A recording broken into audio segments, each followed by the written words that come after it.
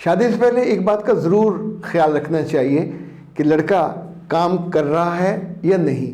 अगर वो करना नहीं चाहता तो इसका मतलब है या तो उसकी पढ़ाई अधूरी थी या उसका फिर दिमाग और ज़िंदगी अधूरी है। अदरवाइज़ लड़का एक एसेट होता है, ख़जाना माँ बाप के पास।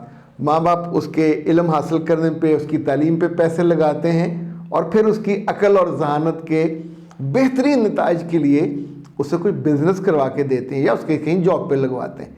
तो जो लड़का ना काम करता हो, ना काम करना चाहता हो और वालिदैन उसकी शादी पे इस आस पे और उम्मीद पे कर रहे हों कि वहाँ जाके करने लग जाएगा, तो यकीन मानिएगा वहाँ जाके ऐसा कुछ मौजज़ा होने वाला नहीं होता।